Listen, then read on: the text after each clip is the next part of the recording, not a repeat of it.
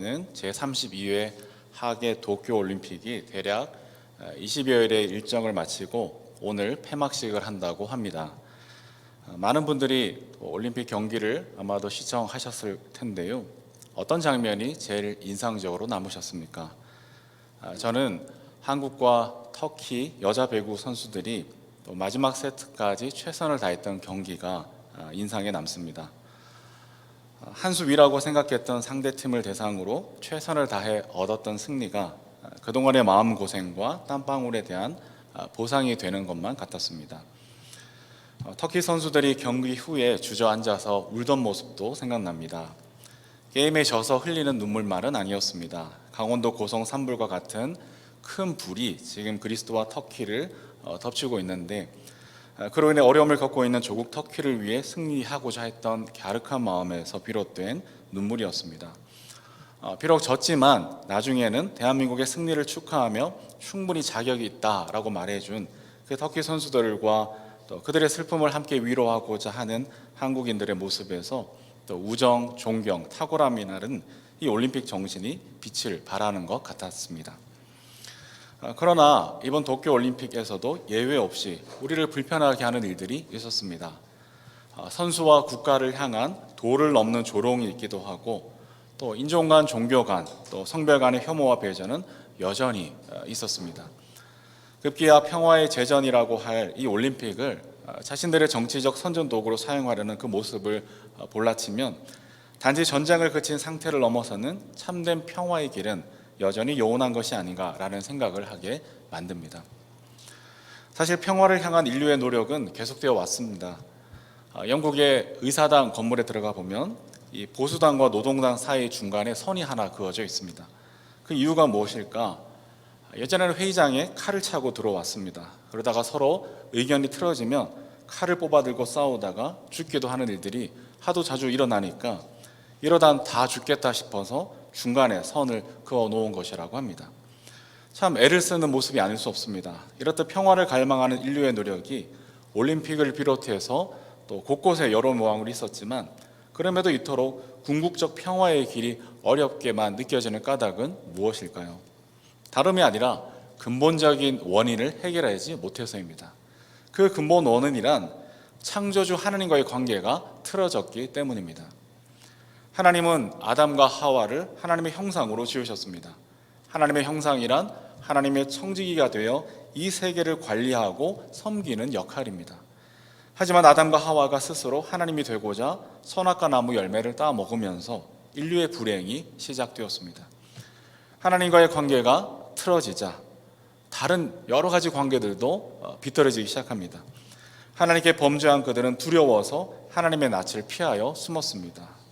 그러자 영원히 사랑한다던 그 남편과 아내는 서로에게 책임을 떠넘기며 손가락질하고 비난하는 결과로 이어집니다.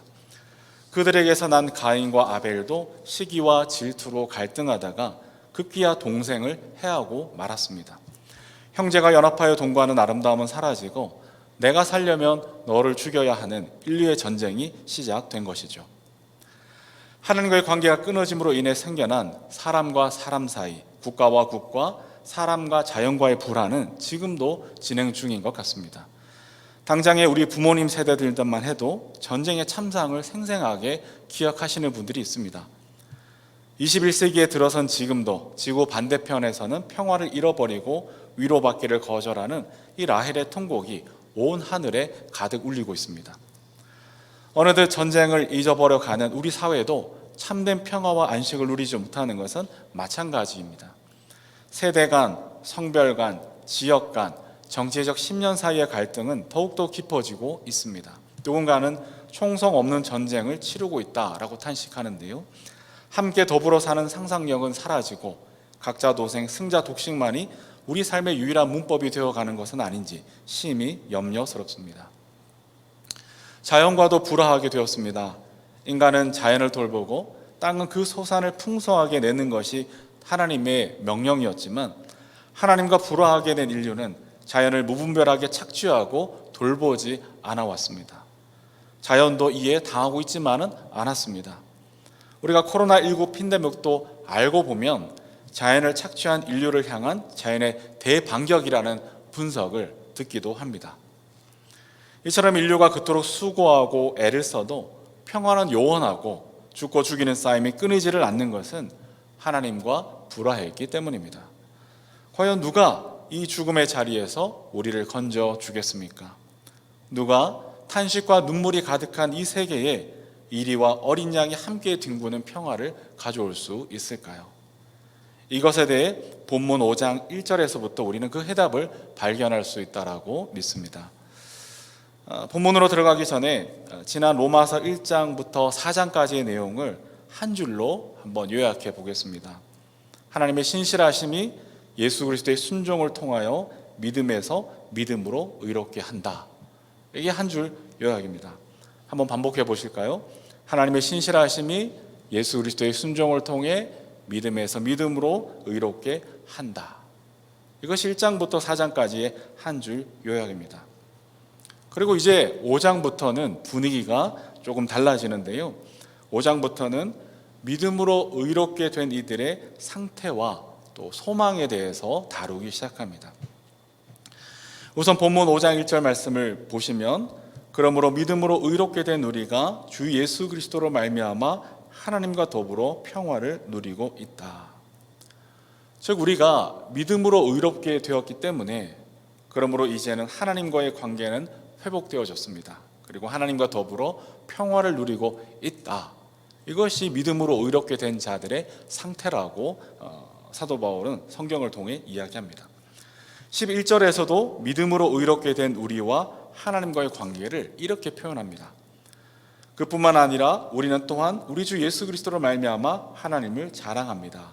우리는 지금 그로 말미암아 하나님과 화해를 하게 된 것입니다.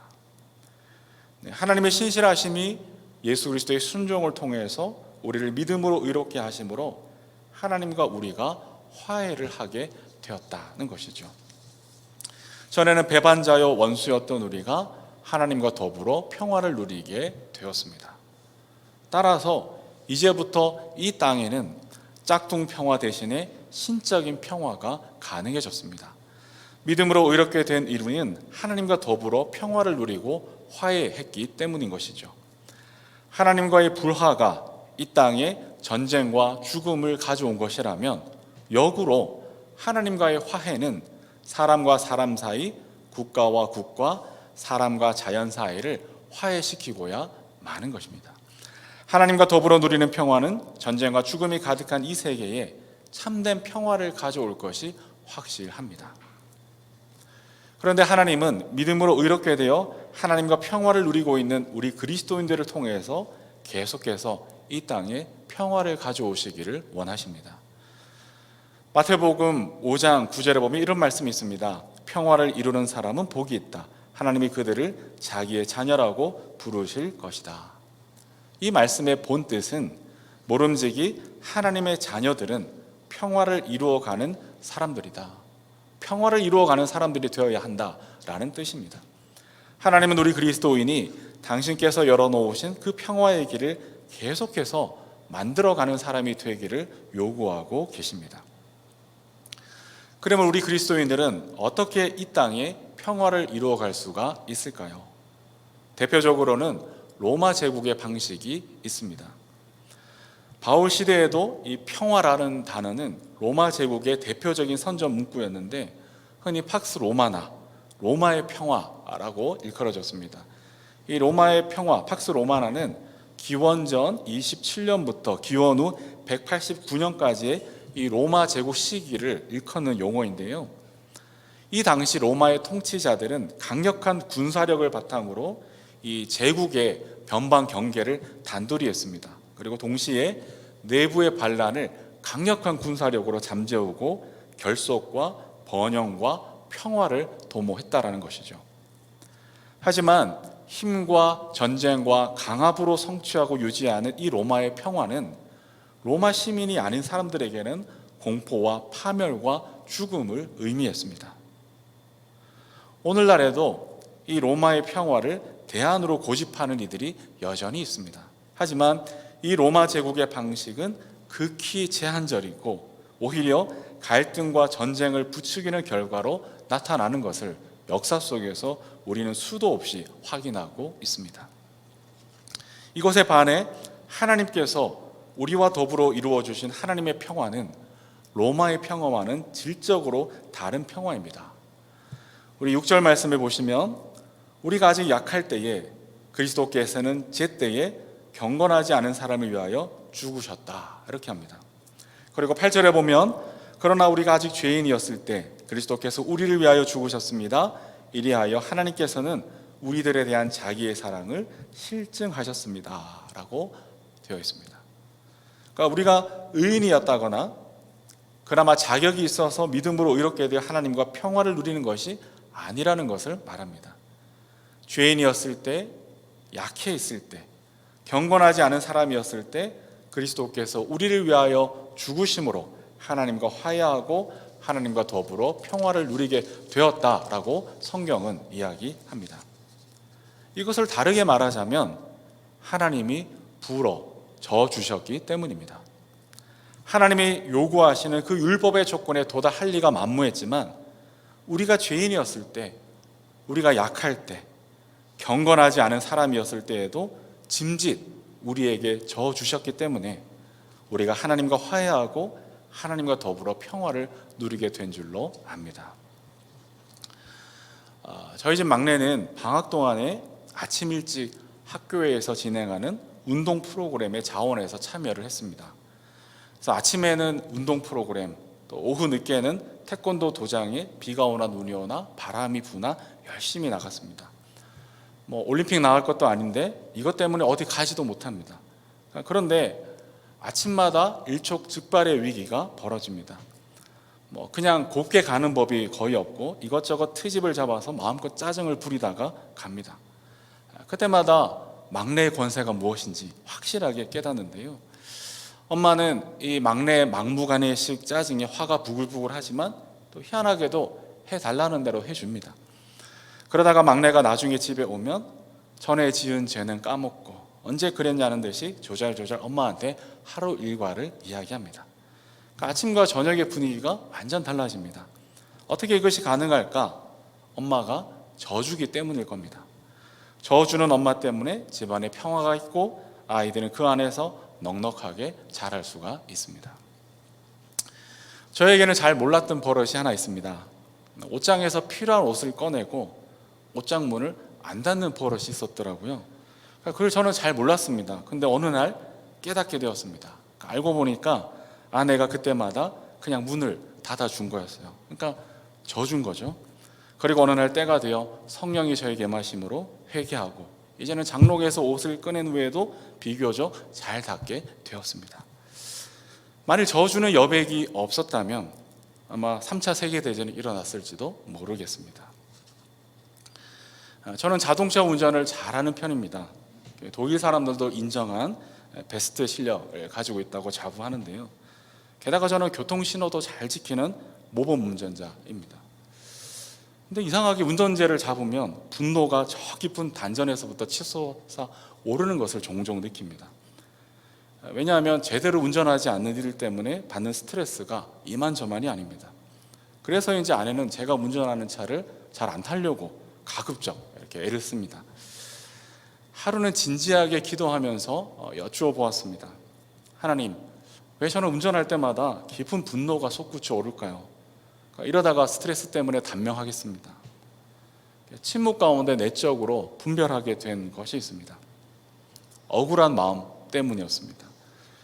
저는 지금까지 살아오면서 제대로 해보려고 많은 것들을 감수했는데 그렇지 않은 이들의 그 현실을 보면서 더군다나 제대로 하는 사람은 뭔가 손해를 보거나 뒤처지는 것 같고 제대로 안 하면서도 앞서거나 이득을 취하는 것 같아서 그 억울한 마음에 분노가 내면의 깊은 곳에 자리 잡은 것은 아니었을까.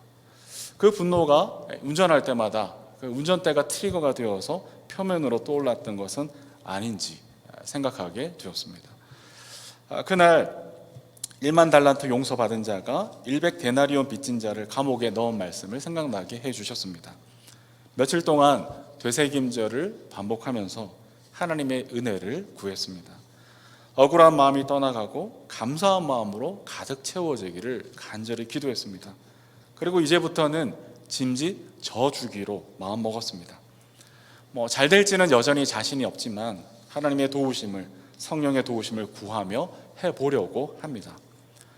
아마도 함부로 운전하는 이들은 그러다가 낭패를 겪을지도 모르겠습니다. 그러나 그것과는 별개로 나는 짐짓 져주는 마음을 가지고 하나님과 평화를, 이웃과 평화를 누리겠다라고 굳게 마음 먹었습니다. 생각해보면 오늘 이 시대에는 참 의로운 사람들이 여기저기 많은 것 같습니다. 스스로는 의롭다 소리치는 이들이 많이 있습니다. 그러다 보니 그들이 하는 말은 사사건건 옳은 말씀이고 또 때로 그들의 행동이 나무랄 데가 없지만 그러나 누군가의 넉넉한 품이 되어주지 못하는 것을 우리는 발견합니다. 한 치의 여백과 빈틈이 없이, 입추의 여지가 없이, 송곳을 꽂을 틈도 없이, 그 틈이 없으니 빛이 들어오지 못하고 빛이 없으니 어둠과 다툼으로 채워지는 현실 속에 우리는 고통하고 있습니다. 우리는 하나님의 자녀로서 깨끗하고 의롭게 살아가야 마땅하지만 그렇지 않은 사람들에게 조금은 질 줄도 알아야 한다는 것이죠. 밭에 곡식과 가라지가 함께 자라는 것을 두고 종들은 깨끗하게 뿌리 뽑으려 하지만 주인은 내버려 두라 하신 주님의 비유가 생각납니다. 하나님이 모자라서도 아니고 하나님이 불의해서도 아니고 하나님이 무능해서도 아니고 짐짓 져주심으로 더불어 평화를 누리시고 결국에는 모두를 살리기 위함이 아니겠습니까? 우리 그리스도인들은 그렇게 평화를 이루어가는 사람들인 줄로 압니다. 짐짓 져주는 마음이 있는 곳에 생명이 일어납니다. 날마다 살아가는 일이 버겁더라도 누군가에게 평화의 손길을 내밀고 짐짓 져주는 마음을 여는 순간 예기치 않았던 하늘의 평화가 우리 삶에 임하는 것이죠. 이것이 이 땅에 평화를 이루어 가시는 하나님의 식과 방법입니다. 하나님께서 회복하신 이 멋진 일에 적극적으로 동참하는 우리가 되었으면 좋겠습니다. 한편 오늘 본문에서는 믿음으로 의롭게 되어 하나님과 평화를 누리는 그리스도인들에게는 세 가지 중요한 자랑거리가 있다라고 말합니다. 첫 번째 자랑거리는 하나님의 영광에 이르게 될 소망을 가졌다라는 자랑입니다. 우리 2절을 같이 읽어보겠습니다. 시작. 우리는 또한 그리스도로 말미암아 지금 서 있는 이 은혜의 자리에 믿음으로 나오게 되었으며 하나님의 영광에 이르게 될 소망을 품고 자랑을 합니다. 이 소망이라는 단어가 오늘날에는 그저 이 마음의 소원 정도를 뜻합니다. 이루어질 수도 있고 안 이루어질 수도 있지만 어쨌거나 마음의 소원을 품는 것을 소망이다라고 하는데요. 그러나 이 바울 시대에 바울이 사용하던 소망은 그와는 조금 결이 다릅니다. 그러니까 단지 마음에 품는 소원을 소망이라고 하지 않는 것이죠. 미래의 확실성을 근거로 사용하는 말이 이 소망이라는 단어였습니다. 예를 들어 어느 날 우리 이동화 군이 결혼식을 올린다고 청첩장을 돌렸습니다. 그랬다는 게 아니고 앞으로 이제 만일에 결혼식을 올린다고 청첩장을 돌립니다. 그때 청첩장을 받으면서 우리 이렇게 말할 수도 있겠죠. 동아의 결혼식이 잘 진행되기를 축복하고 소망한다 라고 말한다면 그것은 확실한 결혼식을 전제로 두고 쓰는 소망이라는 말인 것이죠. 그러니까 결혼할 수도 있고 안 할 수도 있다는 차원이 아니고 확실한 결혼식을 두고 쓰는 말이 소망이라는 단어일 겁니다. 하나님의 영광에 이르게 될 소망이 바로 그렇습니다. 될 수도 있고 안 될 수도 있는데 마음에 소원한다 정도가 아니고 미래의 확실성을 근거로 사용하는 소망이라는 것이죠. 따라서 믿음으로 의롭게 된 우리가 하나님의 영광에 이르게 될 이 소망은 확실한 미래의 사건이라는 것입니다. 죽어 천국에서 새 아침을 맞이하는 것도, 죽음 너머에서 몸의 부활을 받게 되는 것도, 죽음 너머의 세계, 그 너머의 세계에서 새하늘과 새 땅을 역사적 종말로 맞이하는 것도, 주 예수 그리스도께서 마지막 날에 재림하셔서 최후 심판의 그 영광을 펼치실 때 그것은 단지 소원의 정도가 아니고 우리 그리스도인들에게 주신 확실한 약속이고 소망이라는 것입니다. 9절과 10절에서 바울은 우리의 소망이 확실하다는 것을 2번 반복하고 있습니다. 이 확실한 소망을 가진 것이 우리의 자랑거리입니다. 두 번째 우리의 자랑거리는 우리는 환난을 자랑합니다. 3절 4절을 같이 읽어보겠습니다. 시작. 그뿐만 아니라 우리는 환난을 자랑합니다. 우리가 알기로 환난은 인내력을 낳고 인내력은 단련된 인격을 낳고 단련된 인격은 희망을 낳는 줄을 알고 있기 때문입니다. 우리 그리스도인들은 환난을 자랑합니다. 누가 보면 미쳤다고 생각할 수도 있습니다. 당장 불교만 해도 생로병사의 그 굴레에서 벗어나는 것이 목표입니다. 환난을 긍정할 수 없어서입니다. 그리스도인들도 환난이 달가올 리는 없습니다. 환난에서 벗어나는 것이 기도의 내용이고 기도의 간구일 때가 많습니다. 그럼에도 사도 바울은 환난을 자랑한다고 합니다. 그리고 이것이야말로 세상이 감당하지 못하는 기독교의 능력이고 그리스도인의 영광이라고 저는 믿습니다. 물론 환난 자체는 아무런 능력도 아무런 영광도 되지 못하고 그것은 아무것도 만들어내지 못합니다. 환난 자체로는 오히려 모든 것이 망가질 수도 있습니다. 하지만 환난 속에서도 교회와 성도가 기뻐하고 자랑할 수 있는 것은 하나님께서 그 환난을 통해서 하나님의 자녀들을 빚어 가신다는 사실 때문입니다. 우선은 인내의 사람이 되게 하십니다. 또한 인격이 자라게 하십니다. 그리고 환난을 통해서 희망을 갖게 하십니다. 오늘날 청년 세대의 아픔이 무엇일까요? 그 반복되는 어려움 속에서 현실은 6.25 전쟁 때보다 나아졌을 수도 있지만 그 반복되는 어려움 속에서 꿈을 꾸지 못하는 것이 청년들의 절망입니다. 열악한 현실 속에서 희망의 소리를 듣지 못해서가 아니겠습니까? 그러나 하나님은 그 환난 속에서 희망을 만들어 내십니다. 그리고 이 희망은 절대로 실망시키지 않는 확실한 하나님의 약속이라는 것을 성경은 우리에게 증언하고 있습니다. 이번 올림픽에서 남자 높이뛰기 종목에서 우상혁이라는 선수가 있었습니다. 2.35m를 뛰어서 세계 4위를 차지했는데요. 메달은 없었지만 메달 못지않은 한국 육상의 쾌거라고 들었습니다. 그런데 그는 양다리의 길이가 조금 다르다고 해요. 어릴 적 사고로 인해서 양다리의 길이가 다르게 되었다고 합니다. 이 핸디캡을 가지고 높이뛰기 선수를 한 것이죠. 그런 한계를 딛고 높이 날아 올랐습니다. 이제부터는 그 양다리의 길이가 다른 것은 더 이상 핸디캡도 부끄러움도 아니고 그의 열정과 수고와 최선과 땀방울을 보여주는 면류관이 되었습니다. 우리 그리스도인들이 환난을 자랑할 수 있는 힘이 이와 같지 않을까요? 환난 자체로는 아무런 의미가 없지만 하나님께서 환난을 통해 인내의 사람으로 인격의 성장으로 영원한 희망을 우리에게 주실 것이기에 환난이 무겁고 깊을수록 우리가 누리게 될 영광의 면류관은 비교할 수 없이 크고 아름답게 될 것입니다. 마지막으로 우리는 하나님을 자랑합니다. 11절을 같이 읽어보겠습니다. 시작. 그뿐만 아니라 우리는 또한 우리 주 예수 그리스도로 말미암아 하나님을 자랑합니다. 우리는 지금 그로 말미암아 하나님과 화해를 하게 된 것입니다. 하나님이 자랑거리가 된다고 합니다. 이와 비슷하게 시편 20편 7절에 보면 어떤 이는 전차를 자랑하고 어떤 이는 기마를 자랑하지만 우리는 주 우리 하나님의 이름만을 자랑합니다 라고 합니다. 하나님의 이름, 하나님을 자랑하는 것이죠. 하나님이 우리의 자랑입니다. 교회에 다니는 것이 가문의 영광입니다. 믿음으로 의롭게 되어 하나님과 더불어 평화를 누리는 우리는 하나님의 이름을 자랑하게 되는 것이죠. 어떤 이는 의심의 눈초리를 보낼 겁니다. 없는 자들의 자기 위로 아니겠냐고. 전차를 가졌다면, 기마가 많이 있다면 굳이 하나님의 이름을 자랑하겠느냐 물을 수 있습니다. 맞는 말일 겁니다.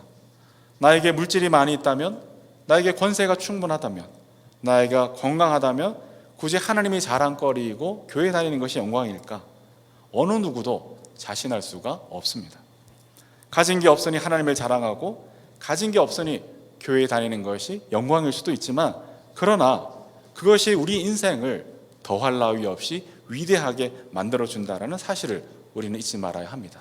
왜냐하면 하나님은 죽은 자를 살리시고 없는 것을 부르셔서 있게 하시는 전능의 하나님이시기 때문입니다.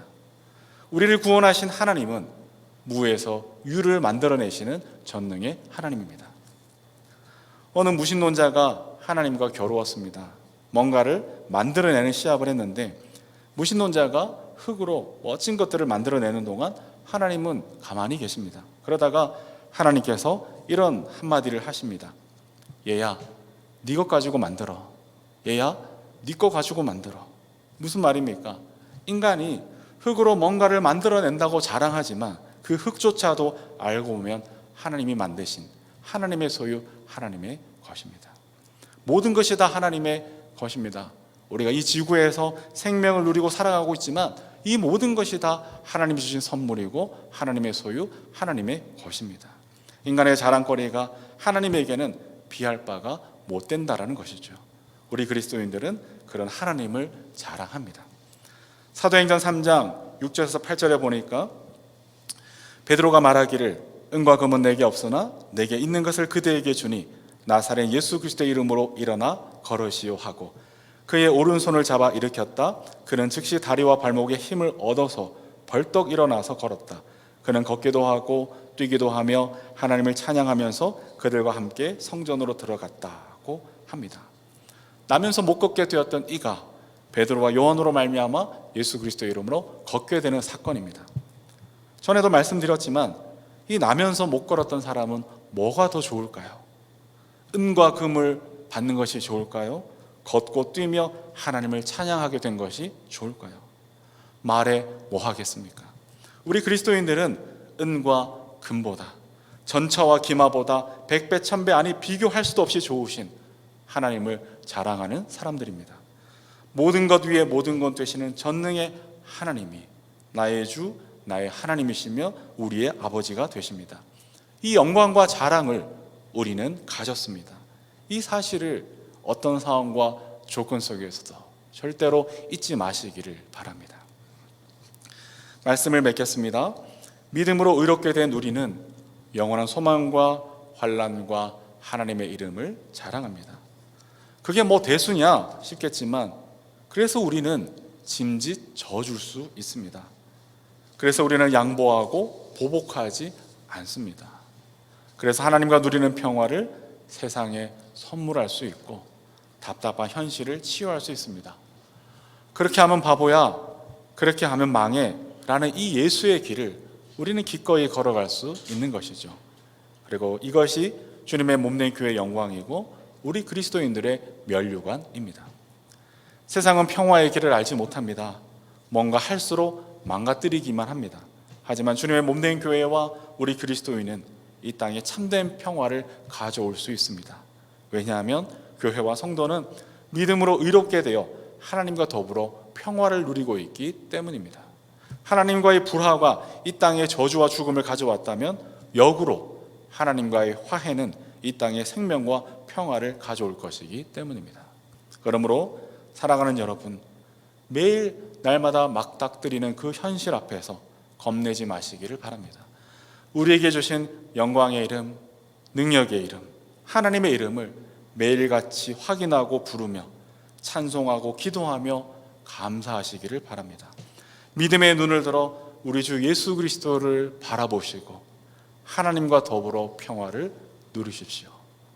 믿음의 눈을 들어 우리 주 예수 그리스도를 바라보시고 하나님과 더불어 평화를 누리십시오. 그리하여 매일 매순간 하나님으로 말미암아 위대한 삶을 살아가는 우리 모두가 되시기를 주님의 이름으로 축원합니다. 아멘.